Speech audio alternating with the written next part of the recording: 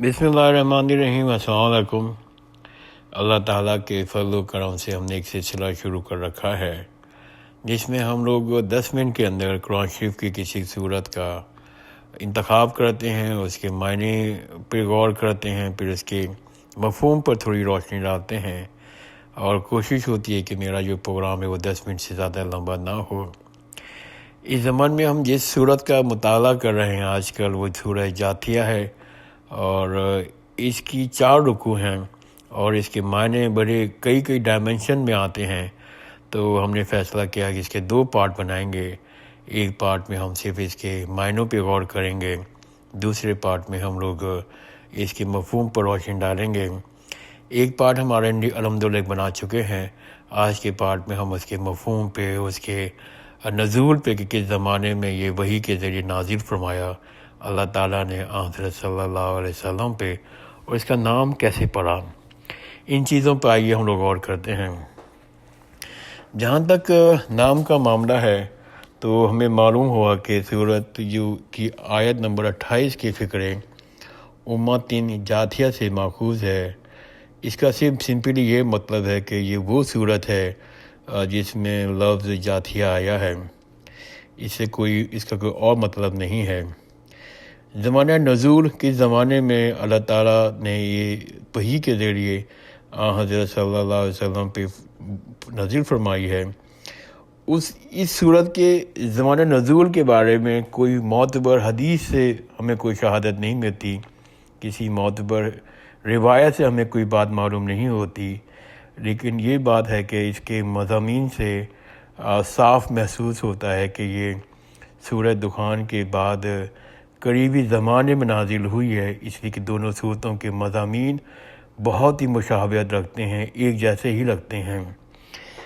अब देखते हैं कि इस पर सूरत पर किस चीज़ पर बहस की गई है, ये हमें क्या हिदायत देती है, ये किसका मौजू क्या है।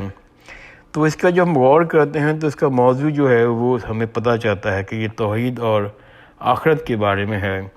इसमें अल्लाह ताला फरमाते हैं तौहीद और आखरत के मुतालिक जो कुफ़ार मक्का के शुबहात हैं, वो जो एतराज़ात हैं, उनका जवाब देना है और उनके उस रवैये पे उनको सख्त तंबीह करनी है, उनको सख्त समझाना है कि जो उन्होंने कुरान की दावत के मुकाबले में अख्तियार कर रखी है और हज़रत सल्लल्लाहु अलैहि वसल्लम के ख़िलाफ़ खड़े हो गए हैं। इस सूरत के आगाज़ में तौहीद के दलाइल दिए गए हैं। पहले इस सिलसिले में इंसान को अपने वजूद से लेके ज़मीन व आसमान तक हर तरफ फैली हुई बेशुमार निशानियों की तरफ इशारा करके बताया गया है कि तुम जिधर भी निगाह उठाकर देखोगे हर चीज़ उसी तौहीद की शहादत दे रही है जिसे मानने से तुम इनकार कर रहे हो।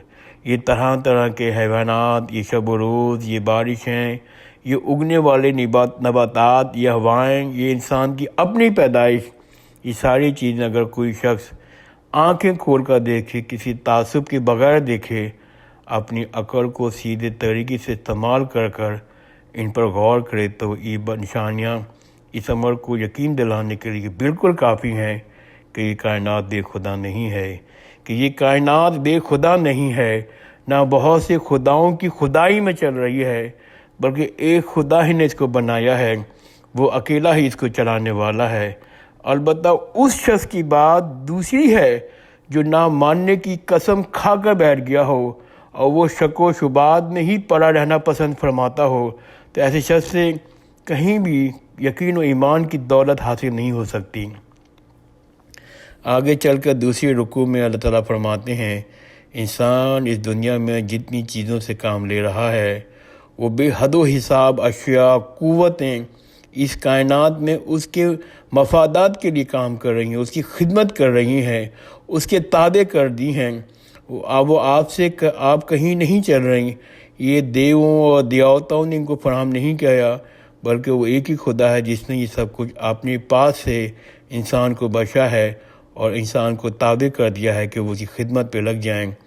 कोई शख्स सुबह गौर व फिक्र से काम ले, सही अंदाज से काम ले, उसी अंदाज से गौर व फिक्र करे, तो इसको अपनी अकल ही पुकार उठेगी कि वही इस खुदा इंसान का मौसिन है और उसी का यह हक़ है कि इंसान उसकी शुक्रगुजारी करे। اس کے بعد کفار مکہ کی ہر دھرمی پر سخت ملامت کی گئی ہے جس سے وہ قرآن کی دعوت کا مقابلہ کر رہے تھے۔ انہیں خبردار کیا گیا ہے کہ یہ قرآن وہی نعمت لے کے آیا ہے جو پہلے بنی اسرائیل کو دی گئی تھی، جس کی بدولت وہ تمام اقوام عالم پر فضیلت کے مستحق ہوئے تھے، جس کی بدولت وہ تمام اقوام عالم پر فضیلت کے مستحق ہوئے تھے۔ یہ قرآن وہی نعمت ہے جو اللہ تعالیٰ نے اب ہمارے پاس بھیجی ہے، اور بنی اسرائیل جب ان کے پاس یہ نعمت آئی تھی انہوں نے اس نعمت کی ناقدری کی اور دین میں اختلاف کر کے اسے کھو دیا۔ اب یہ دولت تمہارے پاس بھیجی جا رہی ہے۔ اللہ تعالیٰ فرماتے ہیں دوسری رکوع میں، یہ ایک ایسا ہدایت نامہ ہے جو دین کو صاف شاہراہ انسان کو دکھاتا ہے۔ جو لوگ اپنی جہالت و حماقت سے اس کو رد کر رہے ہیں وہ اپنے ہی تباہی کا سامان کر رہے ہیں۔ جو لوگ اپنی جہالت و حماقت سے اس کو رد کر رہے ہیں وہ اپنے ہی تباہی کا سامان کر رہے ہیں، اور خدا کی تائید و رحمت کے مستحق صرف وہ لوگ ہیں جو اس کی پیروی قبول کریں گے اور تقوی کی روش پہ کام کریں گے۔ اس سلسلے میں رسول اللہ کے ماننے والوں کو، ان کے فالوورز کو، صحابہ کرام کو یہ فرمایا ہے، یہ بتایا ہے، بلکہ ہدایت دی ہے کہ یہ خدا سے بے خوف لوگ تمہارے جو ساتھ بےہودگی کر رہے ہیں، تمہیں تکلیف پہنچا رہے ہیں، تمہارے ساتھ ظلم کر رہے ہیں، ان پر درگزر اور تحمل سے کام لو۔ اللہ تعالیٰ فرماتے ہیں کہ یہ خدا سے بے خوف لوگ تمہارے ساتھ جو بےہودگی کر رہے ہیں ان پر درگزر اور تحمل سے کام لو۔ تم صبر کرو گے تو خدا خود ان سے نپٹے گا، تم صبر کرو گے تو خدا خود ان سے نپٹے گا اور تمہیں اس صبر کا اجر عطا فرمائے گا۔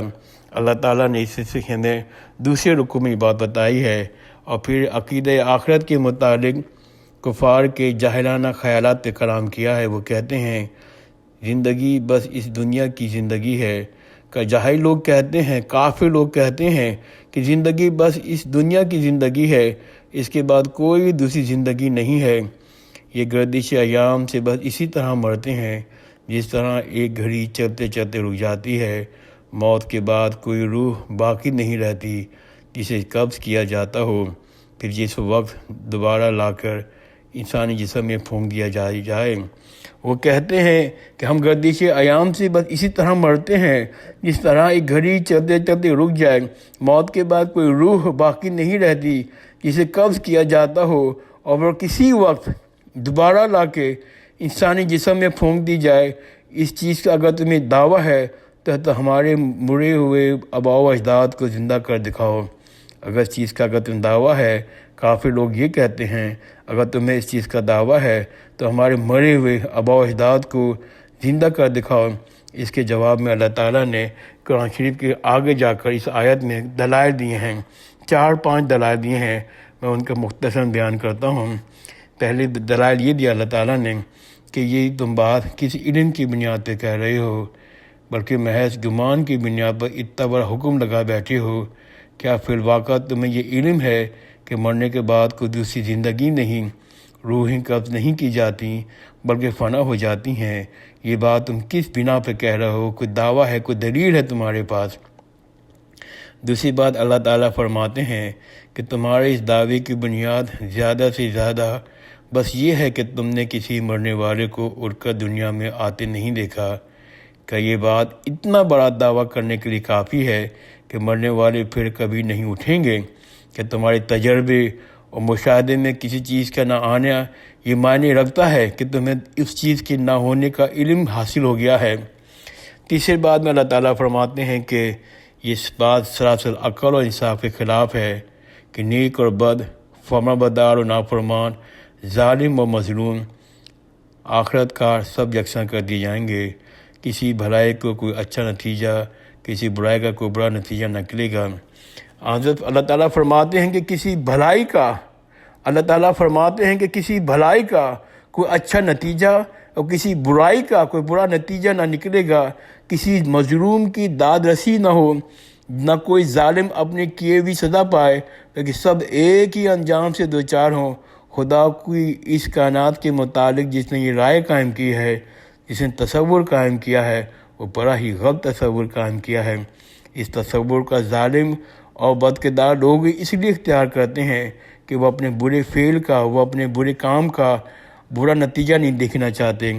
خدا کی نگری اندھیر نہیں ہے، خدا کے ہاں دیر ہے، اندھیر نہیں ہے، بلکہ ایک برحق نظام ہے جس میں نیک و بد کو بالکار یکساں ہونے کا ظلم ہرگز نہیں ہو سکتا۔ نیک کو نیکی کا ثواب ملے گا اور بدکار کو اپنے بدکاری کا گناہ ملے گا۔ پھر چوتھے میں اللہ تعالیٰ فرماتے ہیں، دلائل دیتے ہیں کہ آخرت کا انکار عقیدہ اخلاق کے لیے تباہ ہے۔ اس کو اختیار وہی لوگ کرتے ہیں جو اپنے نفس کے بندے بنے ہوئے ہیں۔ اس کو اختیار وہی لوگ کرتے ہیں جو اپنے نفس کے بندے بنے ہوئے ہیں، اس لیے کرتے ہیں کہ انہیں بندگی نفس کی کھلی چھوٹ مل جائے۔ پھر جب وہ اس عقیدے کو اختیار کر لیتے ہیں تو یہ انہیں گمراہ سے گمراہ تر کرتا چلا جاتا ہے، یہاں تک کہ ان کی اخلاقی حص بالکل مردہ ہو جاتی ہے اور ہدایت کے تمام دروازے ان کے لیے بند ہو جاتے ہیں۔ ہدایت کے تمام دروازے ان کے لیے بند ہو جاتے ہیں۔ اس دلائل کے بعد اللہ تعالیٰ پوری زور کے ساتھ فرماتے ہیں، جس طرح تم آپ سے آپ زندہ نہیں ہو گئے بلکہ ہمارے زندہ کرنے سے زندہ ہوئے ہو، اسی طرح تم آپ سے آپ نہیں مر جاؤ گے بلکہ ہمارے موت دینے سے مرو گے۔ ایک وقت یقیناً ایسا آنا ہے جب تم سب لوگ جمع کیے جاؤ گے۔